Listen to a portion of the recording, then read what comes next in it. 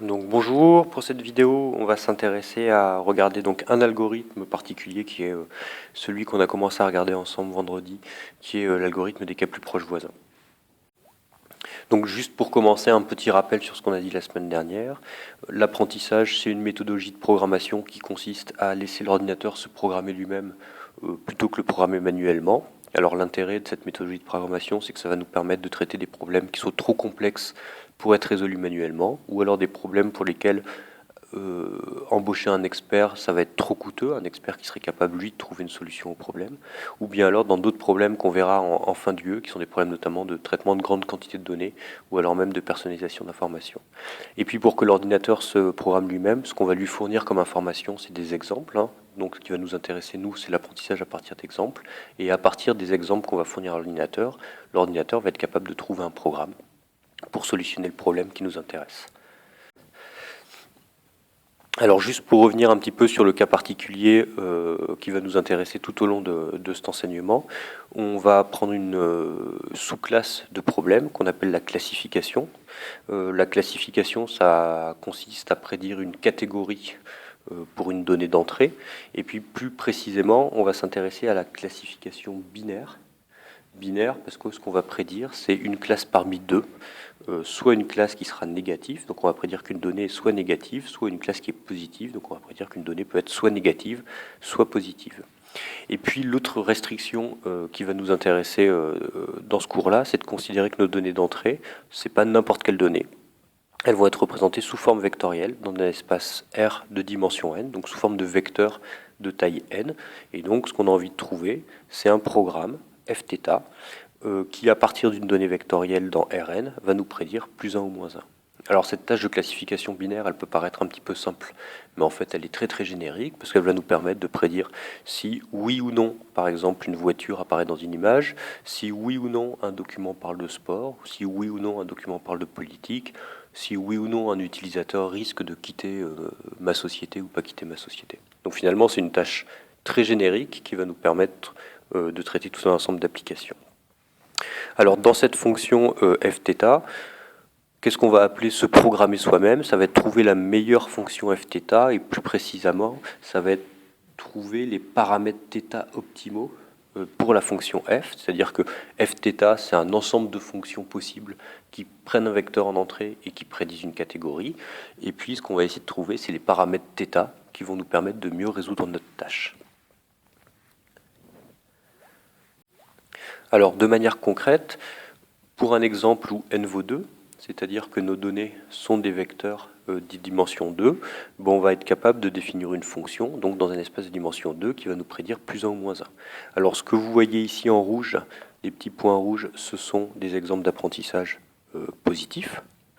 Les petits points bleus, ce sont des exemples d'apprentissage de classe négative. Donc ça va être l'ensemble d'apprentissage qu'on va fournir au système.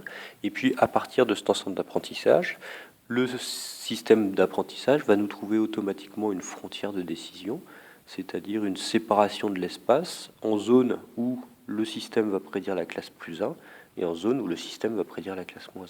Donc dans la partie qui est ici, le système va nous prédire plus 1 pour toute nouvelle donnée qui serait dans cette partie de l'espace. Et puis dans la partie qui est ici, le système va nous prédire moins 1 pour toute nouvelle donnée qui serait présente dans cet espace. Donc finalement, le problème d'apprentissage, ça va être celui-ci. À partir de vecteurs de dimension n qui sont étiquetés soit plus 1, soit moins 1, ce qu'on a envie de trouver, c'est une frontière de décision, une fonction qui, d'un côté, va nous prédire une classe positive et de l'autre côté, va nous prédire une classe négative. Alors faites attention, hein, ici c'est une illustration en dimension 2, donc nos vecteurs sont des points dans le plan. Ce qui va nous intéresser, c'est de développer des systèmes d'apprentissage en grande dimension, c'est-à-dire que n va être certainement supérieur à 2 pour être capable de décrire des informations assez riches. Alors l'algorithme KNN, c'est un exemple de système simple d'apprentissage. Comme tout système d'apprentissage, il va avoir besoin d'exemples d'apprentissage pour être capable d'apprendre. Donc des exemples d'apprentissage, ça va être un ensemble de couples XI. Donc XI, c'est la donnée I d'entrée, et puis YI, ça va être l'étiquette plus 1 ou moins 1 de la donnée numéro I. Et donc nos vecteurs XI, ce sont des vecteurs de dimension n, et puis YI, c'est soit plus 1 ou moins 1. C'est ce qui est illustré ici. Et puis, étant donné cet ensemble d'apprentissage, ce que définit KNN comme fonction de décision, c'est qu'un exemple x, n'importe quel x de notre espace vectoriel, la prédiction qui va être faite, ça va être une moyenne, de l'étiquette des cas plus proches voisins, c'est-à-dire que quand on a une nouvelle donnée x, on va calculer les cas plus proches voisins dans l'ensemble d'apprentissage, et puis on va faire la moyenne des étiquettes, et ça va nous donner le score de x. Et puis si ce score est positif, ça veut dire qu'on va prédire plus 1, si ce score est négatif, alors on va prédire moins 1. Et puis les plus proches voisins, ils vont être calculés par rapport à une distance, et ce qu'on utilise habituellement, et puis nous ce qu'on va utiliser notamment en TME, c'est une distance euclidienne. Donc la distance entre x et xi, c'est x moins xi au carré, qui s'écrit de manière un peu détaillée, juste comme rappel, comme la somme des xj moins xji. Alors xj, c'est la jème composante du vecteur x, donc j, c'est une composante parmi les n possibles, et puis xij, c'est la jème composante du vecteur xi. Alors ce qui va nous intéresser, c'est la tête, on va dire, de la frontière de décision de l'algorithme KNN. Et puis ce qu'on va pouvoir faire varier dans l'algorithme KNN, c'est la valeur de k, les k plus proches voisins. Donc tout d'abord une illustration, donc toujours en 2 dimensions, pour une valeur de k qui vaut 1. Dans le cas où k vaut 1, l'algorithme des k plus proches voisins, il va donner à n'importe quel point de l'espace l'étiquette de son unique plus proche voisin. Donc c'est ce qu'on voit à ce niveau-là, par exemple. Toute cette zone-là que j'entoure, les points auront comme voisin le plus proche un des 2 points rouges qui entouraient, et donc l'étiquette prédite sera l'étiquette plus 1. C'est le cas par exemple aussi dans ce petit morceau ici. Tous les points qui sont dans cette partie bleue ont comme plus proche voisin le point rouge, et donc l'étiquette sera prédite plus 1. Et puis toute la partie là, qui est ici, les plus proches voisins, ce seront des points rouges, donc l'étiquette ici sera prédite, sera plus 1, tandis que toute la partie qui est en bas ici, les étiquettes prédites seront des étiquettes moins 1. Alors ce qu'on voit avec l'algorithme KNN quand k vaut 1, c'est l'apparition de ces sortes d'îlots autour des points rouges là, qui sont un petit peu mal placés, qui font que dans ce coin-là, même si on est dans une zone où il y a beaucoup de points bleus, finalement l'étiquette prédite, ça va être une étiquette plus 1. Si maintenant on s'intéresse à la frontière de décision pour k qui est égal à 3, ce qui va donc l'étiquette prédite pour un point x, ce sera l'étiquette majoritaire parmi les 3 plus proches voisins. Et donc ce qu'on voit comme effet sur ce dessin, c'est la disparition de ces îlots. Alors il reste quelques îlots, par exemple ici, parce que vous voyez que dans ce coin-là, il y a 2 petits points rouges, donc tous les points qui vont être dans ce petit îlot, ils vont avoir 2 voisins rouges et un voisin bleu, donc ils vont être prédits comme étant des points plus 1. Mais grosso modo, on obtient une frontière de décision qui est un petit peu plus lisse, et peut-être un petit peu plus intuitive, parce qu'elle évite ces sortes de cas particuliers au milieu du nuage de points bleus, qui étaient les îlots qu'on a vus précédemment.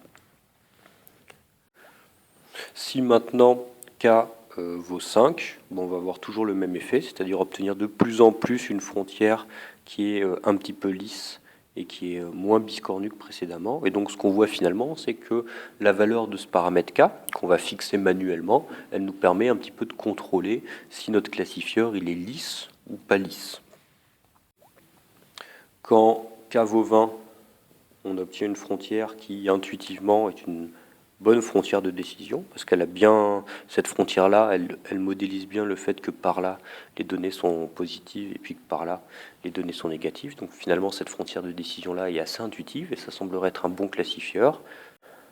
Par contre, si k est trop élevé, alors là je crois que k vaut 200, vu qu'il y a plus de points bleus que de points rouges dans notre exemple d'apprentissage, tout va être prédit comme étant des vecteurs négatifs, d'étiquettes négatives. Donc ici, tout ce qui va être prédit, c'est du moins 1. Et ça, c'est pas un bon classifieur parce qu'il est plus capable de faire la distinction entre ce qui est positif et ce qui est négatif. En d'autres termes, avec la valeur k de l'algorithme des KNN, ce qu'on va contrôler, c'est l'expressivité de notre fonction de décision, de notre fonction de classification. Si k est trop élevé, on va avoir un classifieur qui a mal appris, il va donner la même étiquette à tout le monde, donc on va être dans un cas de sous-apprentissage dont je vous avais parlé la semaine dernière. Et puis si à l'inverse, k est trop faible, on va avoir un pouvoir d'expression de notre classifieur qui est extrêmement élevé, c'est-à-dire qu'il va se baser que sur l'exemple le plus proche. Donc on va avoir cette frontière un petit peu biscornue, et on va être typiquement dans un cas de surapprentissage. Alors le surapprentissage, c'est vraiment cet effet qu'on a ici, par exemple, ou ici, qui est que finalement ces points rouges qui sont malencontreusement tombés au milieu d'un gros nuage de points bleus sont ce qu'on appelle plus ou moins des outliers. Les outliers, c'est un peu des points singuliers. Par exemple, c'est des erreurs d'étiquette qui ont été faites par les experts. Et finalement, ces outliers, on aimerait bien qu'ils n'influent pas notre système de décision, alors que dans le cas présent, ils vont avoir une influence parce que tous les points qui seront autour de ce point-là vont être prédits comme étant des points positifs. Tout ça pour dire qu'un bon KNN, ça va être un KNN avec une valeur de K qui est ni trop élevée, auquel cas on serait dans le cas du sous-apprentissage, ni trop faible parce que ce serait dans un cas de surapprentissage. Et là, je crois que c'est K vaut 20. Dans le cas où vaut 20, on voit bien que l'algorithme de KNN va nous donner une frontière de décision qui paraît assez correcte dans le sens où elle va bien comprendre la distribution de nos données. La distribution de nos données, c'est le fait que dans un certain coin de l'espace, on a des étiquettes positives et que dans l'autre coin de l'espace, on a des étiquettes négatives. Alors si je reviens à l'algorithme, à la définition de l'algorithme des KNN, cet algorithme, il est structuré en deux étapes. Une première étape qui va être une étape d'apprentissage et puis une deuxième étape qui va être une étape d'inférence, c'est-à-dire quand on utilise le système. Habituellement, tous les systèmes d'apprentissage sont pareils, structurés en des étapes. Une première étape pendant laquelle on va apprendre et une deuxième étape, une fois qu'on a appris, qui va être l'étape où on utilise le système sur des nouvelles données.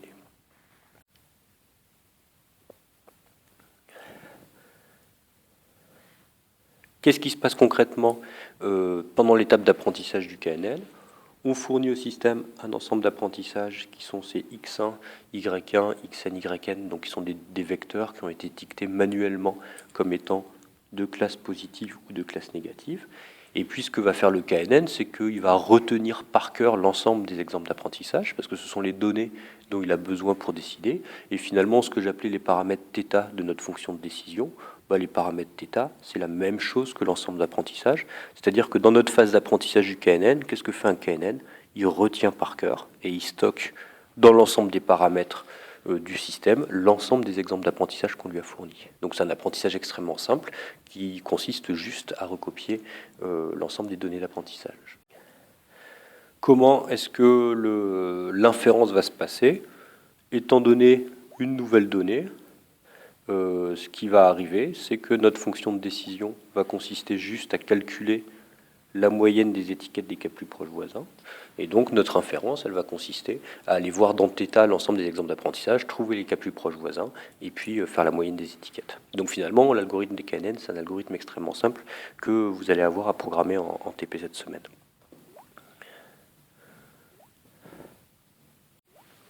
Donc pour conclure, on a vu que KNN, c'était un algorithme extrêmement simple d'apprentissage qui consistait juste à retenir par cœur les exemples d'apprentissage, puis pendant la phase d'inférence à calculer la moyenne des étiquettes sur les ensembles d'apprentissage qu'on avait vus, que la valeur K du paramètre des KNN nous permettait de contrôler le pouvoir d'expression de notre classifieur, allant d'un classifieur qui risque de surapprendre quand K est trop petit, à un classifieur qui va sous-apprendre, qui va mal apprendre quand K est trop grand, et donc il va falloir tester plusieurs de valeurs de K pour trouver un bon classifieur. Donc la dernière question qui nous reste à trancher, c'est est-ce que c'est un algorithme viable d'apprentissage? Parce qu'après tout, si cet algorithme-là il marche, pourquoi pas l'utiliser? Et donc ce qu'on verra dans la prochaine vidéo, c'est que effectivement, c'est pas du tout un algorithme viable. On verra pourquoi, et je vous présenterai un autre algorithme qui s'appelle le perceptron, qui lui est beaucoup plus réaliste en termes d'utilisation opérationnelle.